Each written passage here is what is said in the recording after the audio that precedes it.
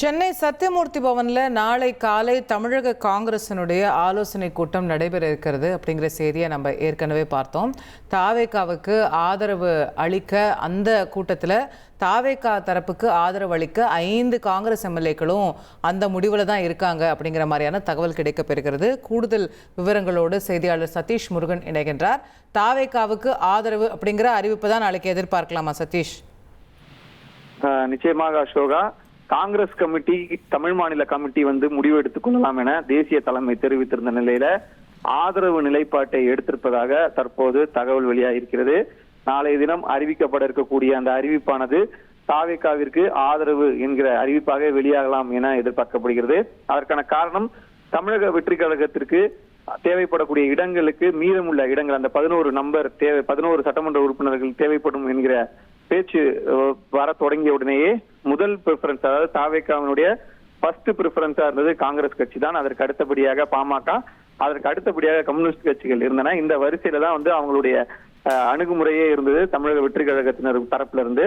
அதன் அடிப்படையில காங்கிரசுடன் ஏற்கனவே இந்த சட்டமன்ற தேர்தல் அந்த கூட்டணி பேச்சுவார்த்தை நடத்தும் பொழுதே நடைபெற்ற பல்வேறு சந்திப்புகள், வெளியான தகவல்கள் என்பது உங்களுக்கும் தெரியும், தமிழக மக்களுக்கும் தெரியும். காங்கிரசுடன் தாவேகா பேச்சுவார்த்தை நடத்தியதாக பல்வேறு தகவல்கள் வெளியாகி இருந்தது.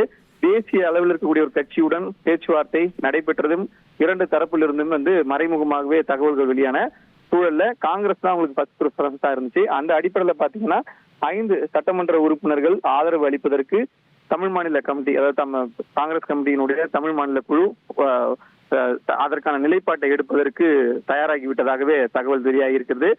தலைமையின் அடிப்படையில், அதாவது தேசிய தலைமையினுடைய இன்ஃபுளுன்ஸ் இதுல இருக்கா போன்ற பல்வேறு கேள்விகள் அடுத்த கட்டத்தில் இருந்தாலும் கூட தேசிய தலைமையிடம் பேச்சுவார்த்தை, அவர்கள் இங்கிருந்து அனுப்பிய அந்த தீர்மானம், அதற்கு அவர்கள் அளித்த பதில் என இதை ஒட்டுமொத்தமாக இந்த கணக்கு போட்டு பார்க்கும் பொழுது ஆதரவு நிலைப்பாட்டை எடுப்பதற்கான அதிக வாய்ப்புகள் இருப்பதாகவே தகவல் வெளியாகிறது. அந்த அடிப்படையில் நாளை தினம் வெளியாக போற தகவலும் அதேதான் உறுதி செய்கிறது. இந்த ஆதரவு வெளியிலிருந்து ஆதரவா இல்ல ஆட்சியில பங்கேற்கக்கூடிய ஆதரவா?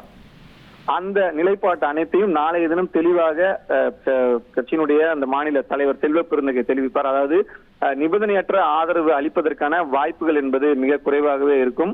காரணம், நிச்சயமாக அவர்களுடைய நிபந்தனைகள் என்பது ஏற்கனவே, அதாவது புதிய நிபந்தனை ஒன்றுமல்ல, ஏற்கனவே தமிழக வெற்றி கழக தலைவர் விஜய் சொன்ன அந்த ஆட்சியில் பங்கு, அதிகாரத்தில் பங்கு என்கிற கட்டத்தை நோக்கிதான் நகரும்.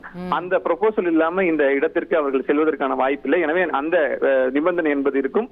அதை தவிர்த்து கொள்கை ரீதியான இந்த இந்தியா கூட்டணி, அவர்கள் தலைமையிலான இந்தியா கூட்டணி என்பது இருக்கிறது.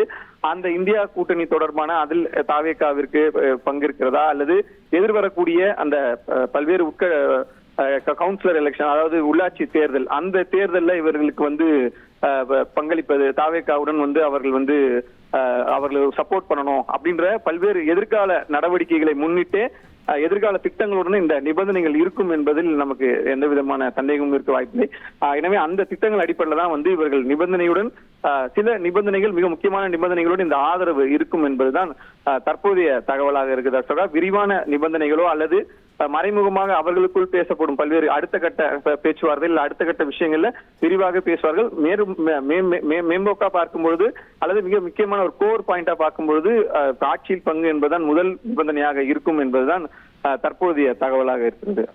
ரைட், நன்றி சதீஷ் முருகன் விரிவான தகவல்களுக்கு. தமிழக காங்கிரசினுடைய தமிழ்நாடு காங்கிரஸ் கமிட்டியில தேர்ந்தெடுக்கப்பட்டிருக்கக்கூடிய 5 எம்எல்ஏக்களுமே விஜய்க்கு ஆதரவு தெரிவிப்பதற்கே விரும்புகிறார்கள் அப்படிங்கிற தகவல் கிடைக்கிறது. எனில் நாளை காலை அதற்கான அதிகாரப்பூர்வ அறிவிப்பு வெளியாகும்.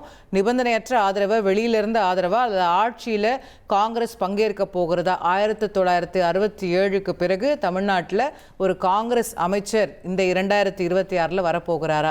பொறுத்திருந்து பார்ப்போம். நாளை நமக்கு விடை தெரியும். இனி செல்லும் இடமெல்லாம் செய்தி. தந்தி டிவியின் வாட்ஸ்அப் சேனலை ஃபாலோ பண்ணினா செல்லருக்கும் இடமெல்லாம் செய்தி. இதோ QR கோட், இப்பவே ஸ்கேன் பண்ணுங்க, ஃபாலோ பண்ணுங்க.